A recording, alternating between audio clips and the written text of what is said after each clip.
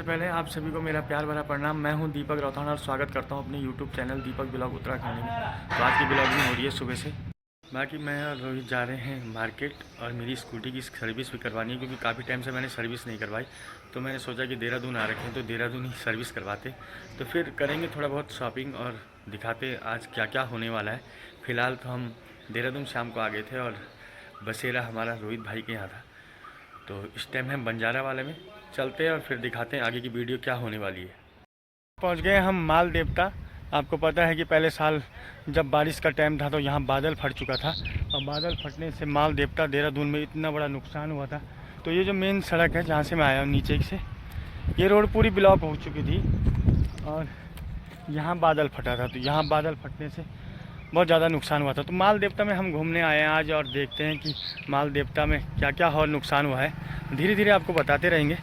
तो माल देवता के पास ऐसे ऐसे होम स्टे बन रखे हैं, देख लीजिए। आपकी दाएँ का हम जायज़ा नहीं लगा सकते कि ऐसी ऐसी स्थितियाँ आ जाती हैं। देख लो, ऐसी मकानें यहाँ गिर चुकी थी और काफ़ी लोगों को ऐसी मकानों का, घर बार से अपने लोगों का बहुत नुकसान हुआ है इस माल देवता में। और ये रही छोटी सी नदी जो आपके सामने बह रही है और ये इतना बड़ा फ्लैट आना, ये बहुत बड़ी बात है। ये हमें चौंकाने वाली बातें हैं कि ऐसी प्राकृतिक आपदाएं जब होती हैं हमारे साथ तो ऐसी स्थितियां भी आ जाती हैं जहाँ पे पानी बहुत कम होता है, वहाँ ऐसी स्थिति आ जाती है। तो इतनी सुंदर सी जगह पर ये आपदाएं आ जाती हैं तो इसको हम रोक भी नहीं सकते। ये प्राकृतिक आपदाएं हैं, इसको हम क्या कहें कि कब कहाँ कौन सी दुर्घटनाएँ हो जाती हैं। तो आज माल देवता में आए, धीरे धीरे दिखाते हैं आपको। बाकी इतने अच्छे अच्छे रिजॉर्ट बने हुए हैं आगे सामने पे और काफ़ी लोग, मैं आपको यही बताऊंगा कि माल देवता जो हमारी ये जगह है देहरादून से थोड़ा हट के है। जब हम अंदर को एंट्री करते हैं तो ऐसा लगता है कि हम कहीं गांव में आ चुके हैं और बहुत सुंदर सी जगह है, एकांत में है। तो मैं आपको ये भी बता दूं कि सब लोग यहाँ घूमने, काफ़ी भीड़ मचती है माल देवता के पास और एक टूरिस्ट प्लेस भी ये बन चुका है। माल देवता बहुत फेमस जगह है, लेकिन पहले साल से जो ये दुर्घटनाएँ यहाँ पे हुई, ये सब के लिए चौंकाने वाली बातें हैं। बाकी मिलते हैं फिर धीरे धीरे आगे की ओर। तो पहले सड़क थी यहाँ नीचे और आपदा के बाद यहाँ व्यवस्था की गई है। अभी भी ये सड़क ऐसी है काफ़ी टाइम। तो यहाँ पे भी सामने पे एक रिजॉर्ट था और रिजॉर्ट का बचा हुआ है सिर्फ गेट, आप देख रहे होंगे सामने पे। और यहाँ एक झरना था बहुत सुंदर सा, जो लोग यहाँ झरने पे आते थे काफ़ी लोग, तो वो झरने के वहाँ से बादल फटा और यहाँ से इतना बड़ा नुकसान हुआ है। आगे हम आपको दिखाएंगे धीरे धीरे कि यहाँ 2 बादल फटे हैं और ऐसी स्थिति हुई है। तो क्या उस वक्त टाइम रहा। बाकी सड़क ख़राब होने के कारण हम इतना ही जाएंगे और आगे नहीं बढ़ेंगे क्योंकि आगे काफ़ी सड़क ख़राब है और अभी स्थिति ख़राब है। तो धीरे धीरे इस पर काम चल रहा है हमारी सरकार द्वारा। बाकी मैं आपको बता रहा हूँ, ये रही हमारी छोटी सी एक नदी टाइप की आ रही है। बस इसी नदी से ये जो तहलका मची है ये आपको मैंने दिखाई है धीरे धीरे, और धीरे धीरे दिखाता रहूँगा कि आगे हम कहाँ कहाँ तक घूमेंगे। बाकी अभी तो माल देवता आपको दिखाया है और ये स्थिति माल देवता की है। और ऐसी सुंदर जगह पे अगर ऐसी आपदा आ जाए तो बहुत दिक्कतें होती हैं और बहुत दुख होता है। और दुख उन लोगों के लिए भी बहुत ज़्यादा है जिन लोगों के घर टूटे या जिनके परिवार से लोगों ने अपनों को खोया है, उन लोगों के लिए भी बहुत दुखद ये घटना हुई पहले साल। तो रोहित को कहा कि रोहित यार एक बार माल देवता भी चले जाते, क्योंकि देहरादून मैं बहुत कम घुमा हूँ। 15-16 में देहरादून में रहा था, लेकिन उस वक्त माल देवता फेमस नहीं था। कुछ टाइम के बाद माल देवता की ये जगह जो फेमस हुई, और मैं यही बता रहा हूँ कि सब लोग इधर घूमने पहुँचते हैं और काफ़ी आनंद इन नदियों में लेते हैं। और यहाँ पर सुकून भी है कि आप बैठे रहो। आज मैं भी यहाँ पे आया तो लगा कि मुझे भी फील हुआ कि यार हाँ, मैं भी कहीं किसी गांव में आ रखा हूँ, क्योंकि यहाँ आकर ऐसा लगता नहीं कि हम देहरादून के काफ़ी नज़दीक हैं, एक शहर के नज़दीक हैं। ये महसूस होता नहीं, बिल्कुल ऐसा लगता है कि हम गांव में आ गए हैं और किसी के गांव घूमने गए हैं। तो बहुत अच्छी जगह लगी है। बस यही है कि यहाँ पर सरकार बहुत अच्छा काम करे और जल्दी से जल्दी इसको फिर वैसी बनाए जैसा लोग चाहते हैं और जैसे लोग यहाँ पे आ रहे हैं। बड़े बड़े रिजॉर्ट भी यहाँ पे हैं और बड़े बड़े होटल खुले हुए हैं, रहने की व्यवस्था है, खाने की है। बाकी आप कहीं पे भी बैठो, आप अपनी फ़ोटो खींचो या अपनी फैमिली के साथ ऐसी जगह पर बैठो जहाँ से पानी गुजर रहा हो, तो बहुत अच्छी बात है, बहुत सुंदर लगता है। बाकी चलते हैं फिर हम थोड़ा सा वापस और माल देवता से थोड़ा सा नीचे की तरफ जाएंगे, थोड़ा आगे की तरफ भी घूमेंगे, क्योंकि एक सड़क हमारी ऊपर के लिए कटी थी जहाँ ये बादल फटे हैं। तो हम पहले यहीं आए हैं देखने, नीचे मार्केट की तरफ नहीं गए हैं जहाँ लोग ज़्यादा हैं या होटलें ज़्यादा हैं या रेस्टोरेंट ज़्यादा हैं या रिजॉर्ट ज़्यादा हैं। उस तरफ भी हम थोड़ा सा आगे बढ़ेंगे जब वापसी होगी हमारी। बाकी इससे आगे मैं आपको दिखा रहा हूँ कि स्थिति कुछ ऐसी है माल देवता के पास। तो आगे मैं स्कूटी नहीं ले जाऊँगा क्योंकि पत्थर ज़्यादा हैं, तो इस वजह से स्कूटी ले जाने में प्रॉब्लम हो रही है। तो फिर मिलते हैं आगे कि हम और क्या क्या देखते हैं आज। तो आज आए थे हम माल देवता, और अभी एक भाई की दुकान पे हम रुके और यहाँ पे हमने मैगी खाई है। बहुत अच्छी मैगी बनाई भैया ने। तो भैया को थोड़ा पूछना चाह रहा हूँ कि जो आपदा आई है, भाई का घर यहीं पे है, हम लोगों को थोड़ा उतनी बातें, इतनी जानकारी भी नहीं है। और कुछ रोहित भाई ने मुझे बताया कि ऐसी ऐसी स्थिति यहाँ पे हुई है, और ये यहाँ के मूल निवासी हैं। मैंने आपको बताया कि देहरादून से थोड़ा हटकर जब हम माल देवता की तरफ आते हैं तो ऐसा लगता है कि हम कहीं गाँव में पहुँच चुके हैं। भले देहरादून थोड़ा सा नज़दीक पे है, लेकिन यहाँ की फीलिंग जो होती है ना, आदमी की फीलिंग ऐसी लगती है कि हम पहाड़ों में किसी गांव में घुस चुके हैं और कहीं घूमने गए हैं। तो बहुत अच्छा लगा माल देवता में आकर। बाकी अगस्त है ना, 19 अगस्त, हाँ, जन्माष्टमी के दिन आई थी रात को 12 बजे। अच्छा।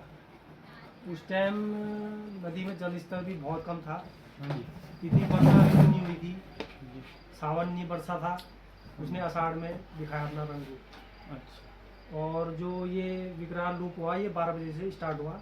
बहुत भयंकर तगड़ी बारिश आई। 12 बजे रात, 12 बजे रात को। अच्छा। इतनी भयंकर बारिश आई कि यहाँ से 10 फुट भी आदमी कोई देख नहीं सकता, इतनी मोटी बारिश हुई। लाइट भी नहीं रही, अंधकार हो गया पूरा, लाइट भी गई और बिजली का प्रकोप रहा, चारों तरफ से टकराई, उससे बादल फटे, तो उसके बाद नुकसान हो गया।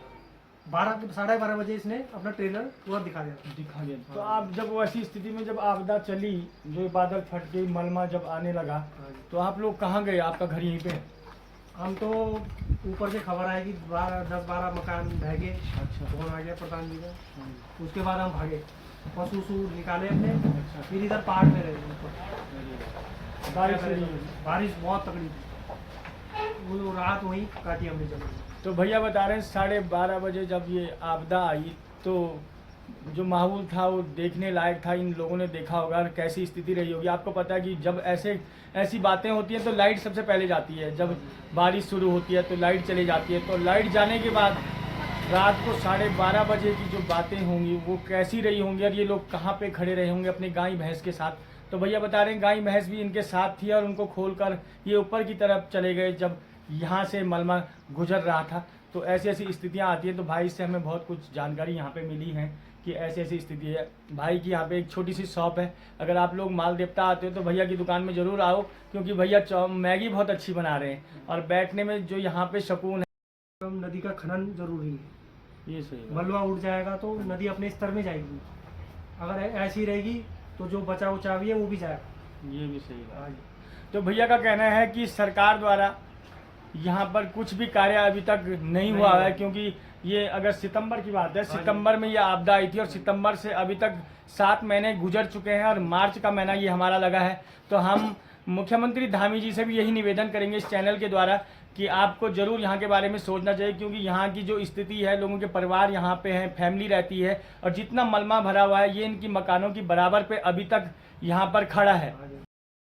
तो इस पे भैया का एक बहुत बड़ा रिक्वेस्ट है कि आप लोग अगर मेरे चैनल को देख रहे हैं तो ज़रूर भैया की इस रिक्वेस्ट को हम ध्यान में रखते हुए आगे बढ़ाएंगे और लोगों को बताएंगे कि ऐसे ऐसी स्थिति पर यहाँ पे माल देवता में लोग आज भी अपना जीवन व्यतीत कर रहे हैं। तो जल्दी से जल्दी सरकार को इस काम को सोचना चाहिए, इस कार्य के बारे में सोचना चाहिए कि उनको ये खाली करना चाहिए मलमा, क्योंकि इनके घर के बराबर ये मलमा यहाँ पड़ा हुआ है, पूरा लेवल हो रखा है। तो ये बहुत दुखद बात है हम लोगों के लिए, क्योंकि हमारा ही उत्तराखंड, हमारी देवभूमि और हमारी सरकार और बीजेपी अगर हमारी सरकार है और आज अनसुना करके बैठी हुई है 7 महीने से, तो मेरा धामी जी से ये बहुत बड़ा निवेदन रहेगा कि अगर आप कहीं से भी आपको ये खबर मिलती है, वैसे तो आप जानते ही हो कि माल देवता आपके पड़ोस में है और आपको इतना टाइम नहीं लगाना चाहिए था, लेकिन इसके बारे में ज़रूर सोचो। भैया का बहुत बड़ा रिक्वेस्ट है और भाई से मिलकर हमें बहुत बड़ी खुशी मिली और जानकारी भी मिली, तो भैया के लिए बहुत बहुत धन्यवाद है।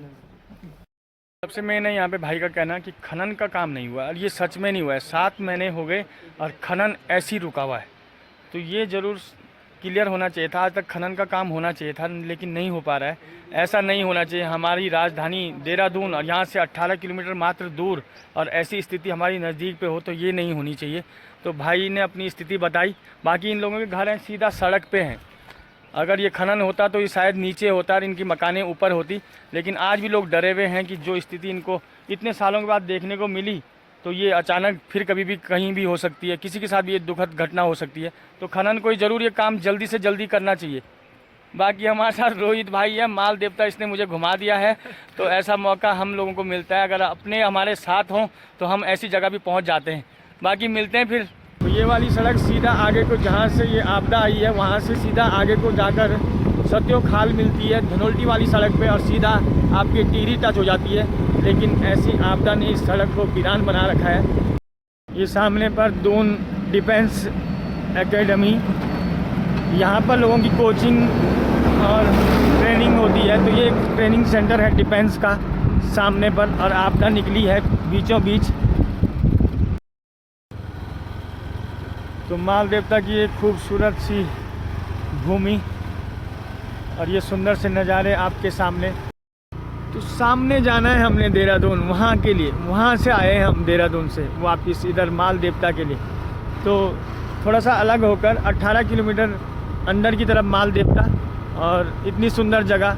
मैं तो सबको यही कहूँगा कि ज़रूर माल देवता पहुँचिए, और इसको फिर डेवलप करना है और फिर इसको ऐसा बनाना है कि सब लोग माल देवता पहुँचें, क्योंकि अभी स्थिति काफ़ी पुअर है यहाँ पर।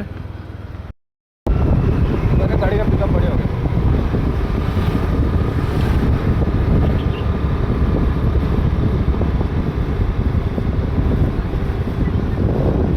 यहाँ पे है माल देवता फॉर्म। फिर वहाँ से होकर हम इधर की साइड आए हैं, ये पुल तक, और ये दिख रही है आपको देहरादून की तरफ जा रही है ये। तो यहाँ तक आपदा का प्रभाव पड़ा, बहुत ज़्यादा नुकसान यहाँ तक हुआ। और हम अभी थे लास्ट ऊपर उधर की साइड, और वहाँ से होते हुए हम पहुँचे हैं फिर इस पुल पे, और इस पुल से वापस होंगे देहरादून के लिए। लेकिन यहाँ तक ये मलमा जा चुका। तो सामने पे ये रिजॉर्ट है, जो ये बाउंड्री बाद में डाली इन्होंने, जो पहले थी उसको तोड़कर मलमा पूरा अंदर घुस गया था रिजॉर्ट में, और फिर से नई एक बाउंड्री डाली है छोटी सी। लेकिन फिर भी सबको सचेत तो होना ही पड़ेगा, क्योंकि ये प्राकृतिक आपदाएं हैं और ये कहीं भी आ सकती हैं। तो हमें सतर्क होना पड़ेगा अपने पहाड़ों में भी।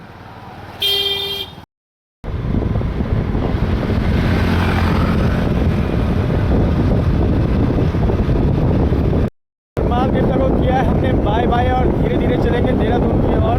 और हमें जाना है कारगी चौक, बंजारा वाला कारगी चौक, और धीरे धीरे बढ़ेंगे, क्योंकि 6:00 हो चुके हैं। देहरादून की आपको पता है भीड़ और ट्रैफिक इतना है कि हमें पहुंचना है टाइम पर घर।